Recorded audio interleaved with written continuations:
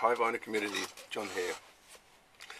This is a video that I've been sort of putting off for some strange reason. I don't really know why, but I have, and well, today's the day I'm going to tackle it really.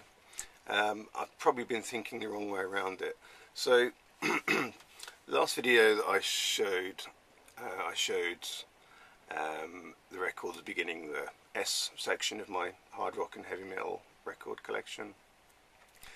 It took me up to Savatage, and I showed some Samson records, Joe Satriani, that type of thing.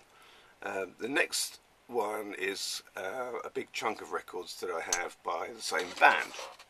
I wonder if you can guess who that is. Well, I'll tell you, it's Saxon. So I'm going to talk through my Saxon records now.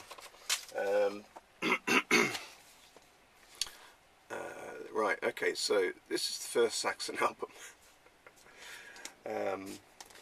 I think the thing that's kind of been inkling on my mind a little bit is I've got an unusual sort of relationship with Saxon, I suppose. I can't really say that I'm a huge die-hard fan. Yeah, I've got quite a lot of their records. I think I've wanted to like them more than I do. It's not that I dislike them, it's just that I like so many other bands much more. And I think as well, Saxon, they always seem to be one of those bands, or the band, that people ask, why weren't they more successful, or why weren't they bigger? You know, from that whole new wave of British heavy metal movement from about 79 to early 80s, they had quite a lot of success, you know. They were up there in the ranks of your Iron Maiden, your Def Leppard and Motorhead and so on, but they kind of stayed at that level and didn't really get much further, whereas Maiden, of course, become one of the world's biggest rock bands. Def Leppard went on and, you know, after they'd finished being a really good band, sort of chased the money and sort of went the American route and sort of had a lot of radio hits. Motorhead, perhaps not quite as big as either of those two, but still they were sort of a household name. And Saxon really kind of just didn't seem to make it much further than what they did. So anyway, this is the first album of theirs I got. And most of these records are on this Career record label, which I understand is a French record label. If you look at the back, this is the picture on the back of the album.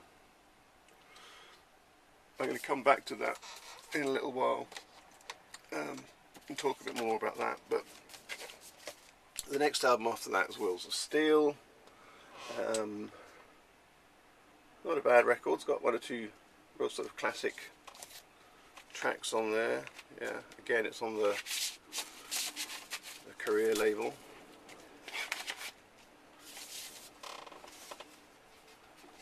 And Strong Arm of the Law is the third album. It's a gatefold sleeve, this one. A very sort of typical, or what, at least what became sort of a typical heavy metal kind of inner sleeve, with lots of sort of pictures and photographs and sort of behind the scenes type things. Yeah, so that's the third album. So at this stage they're still in the you know, the new wave of British heavy metal bit, and I think one could argue that Denim and Leather is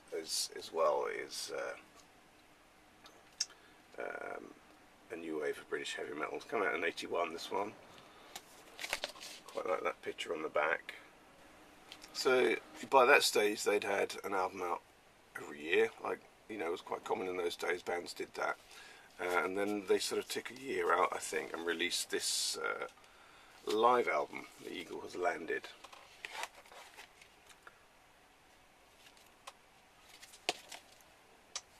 Biff in his silver spandex trousers there. And then the album that they came back with after that, personally I think is their sort of crowning achievement. I think this is Power and the Glory.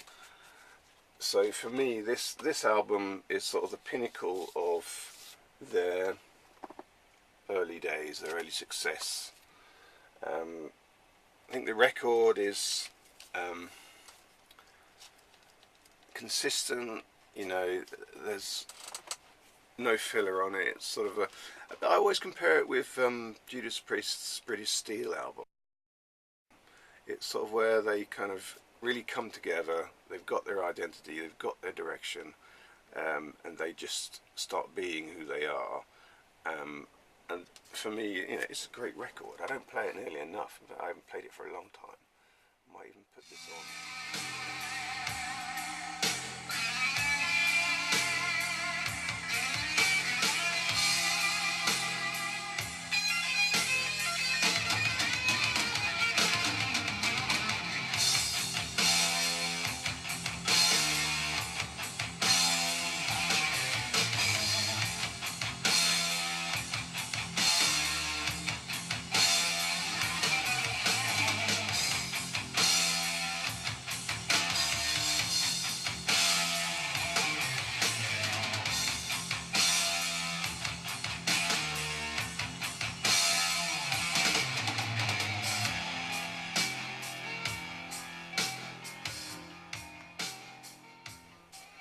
So yeah, that's the Power and the Glory. Now, after that, this record I'm going to show you now is actually my very first Saxon album. I mean, when I bought this, I hadn't, you know, I was quite young, I hadn't had any, bought any Saxon records, and I hadn't bought any heavy metal records for that matter. So when I bought this, it couldn't have been very old. I mean, I bought it second hand from a jumble sale. I suppose around about 85 maybe, so it would have been about 15, so this would have been quite new really at the time.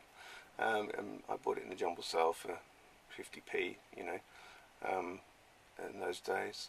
And I bought it because I thought, well, one day I might like this.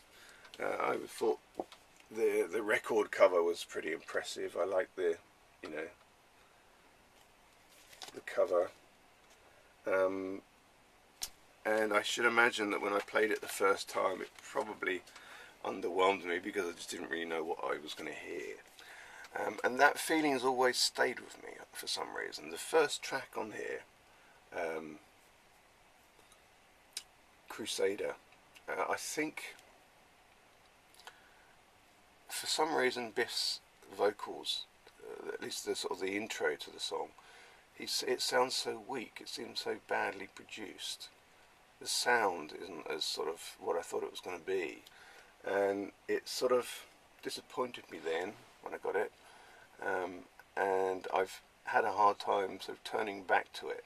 There's probably a lot to be found on this record that I would really enjoy, but you know, I kind of first had that disappointing experience with it, and haven't really turned back to it. I probably should do.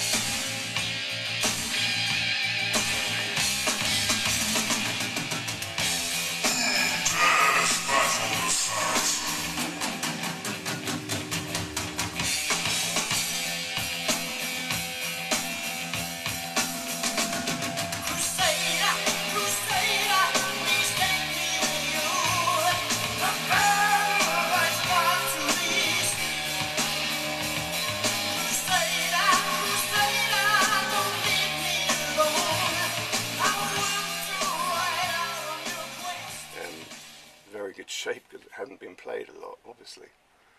Yeah, so that's Crusader. And because I haven't listened very much to this, I can't really tell you much about it, except that I think that this is probably where their downturn started happening. They'd had their sort of the peak, if you like, with this, in my view, and this, for whatever reason, didn't do so well, and I should imagine there was pressure on them to change it up a little bit. So they sort of started going in a more commercial space, and I think that was a bad mistake, but well, they did it and they're still with us today, so maybe it's what got them through it. But so this is Innocence Is No Excuse. So I bought this record in Sweden because it's got this 49.50 Swedish krona thing. They put that on all records in Sweden, at least they used to anyway. I don't know if they still do. And it's like this sticky tab that they put over, so that if somebody gives it to you as a gift, you can take it back to the shop. If that seal's unbroken, you can exchange it for something else, if you already have it or you don't want it. Once that seal's broken, you can't. But trouble is, of course, that bloody seal is still there. Anyway, so yeah, here's their commercial years coming, and yeah, these records don't really get an awful lot of attention from me. Here's the next record after that. This is Rock the Nations. I bought this in Sweden too. You can see, oh, this is really nice. I like this sort of thing. It looks great, right? But you can see how the band are starting to present themselves now. That they are, whether they've chosen to do it themselves or whether they're kind of expected to do it by their record company, I don't know. They're starting to sort of, you know, get the big hair going, because they never were a big hair band. They sort of came on the scene before all of that, but it's almost like, well, they've got to try and win that market a little bit, so they're dressing themselves up to be a bit like that. I don't know, leaves a bad taste in my mouth, that sort of thing, you know. Just feel, why can't they just be themselves? Why do they need to you know, start to pretend to be something else? I guess, yeah, it's all about having an income. So, you know, I don't have the next album that came after that, but I do have a bunch of CDs here. Solid Ball of Rock. So, you know, by this time, yeah, people started buying CDs and things and that, which is why I have that one and everything. But I've got the one that came after that, and I can remember clearly the day that I bought this record. This is Forever Free. And again, like I was saying about the previous album, the Rock of the Nations thing, how you can tell it's almost a bit like Guns N' Roses have sort of come on the scene and created a big stir. There's a big interest in rock music all of a sudden, and they're sort of cashing in on that, if you like. Again, another picture looking very, you know, LA rock kind-ish style, which is so different from what, you know, Saxon were from the beginning and what I believe they are now. But I think they just felt compelled to do that, I guess. Not their greatest record. It's got one or two tracks on here that I really dislike. So again, yeah, another sort of, you know, commercial record in the commercial period. I don't like it. And the last record of theirs that I've got to show is this. This is Strong Arm Metal. This was their very first compilation. Came out in, I think about after the first 3 or 4 records. I'm going to show a few more CDs. I know that this isn't really what this is about, but this is kind of what it's turned into now. So Saxon, they after that last one, they came out with Dogs of War, and I think they'd started to get past this commercial thing now by that stage, and they were getting back into being who they really wanted to be. As they unleashed the beast, this was where they really started to kind of compete with what was going on around them, and they've gone a lot heavier, I think, on this record. I saw them, this was a sort of signing thing, and they signed it for me. Nice of them, wasn't it? Sort of a bit of a return to form. They've got 1 or 2 new band members, and yeah, the CD that they released after that, or the album they released after that, I got it on CD. This was really what kind of brought them back into my attention. This is such a good CD. Again, they signed this for me at the gig, and here's my ticket stub. I saw them. I've seen Saxon play so many times. This is a really good album. You know, if you want to kind of listen to some contemporary heavy metal by a sort of classic long band, and you've listened to all of Motorhead and Iron Maiden, give this one a go, because it's so good, really, really good. And then after that came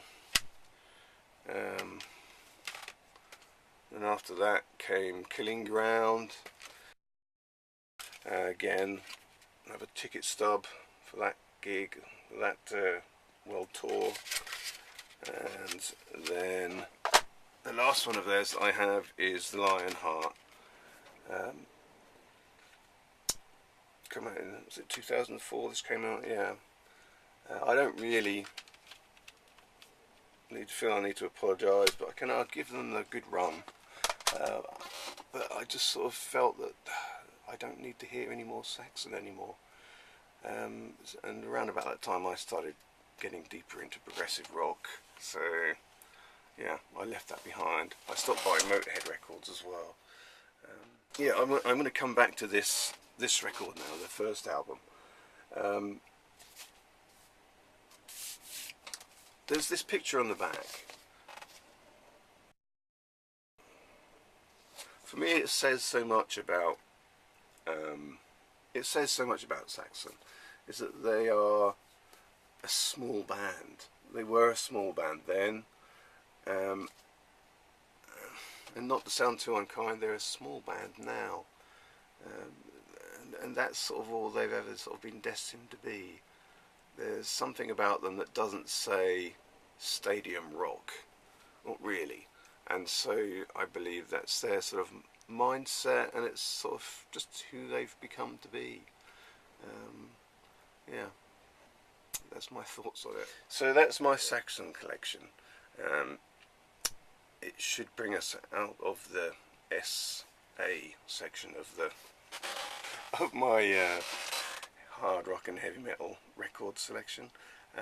But the next band is also a band that I have quite a few records by, so I will show those in the next one.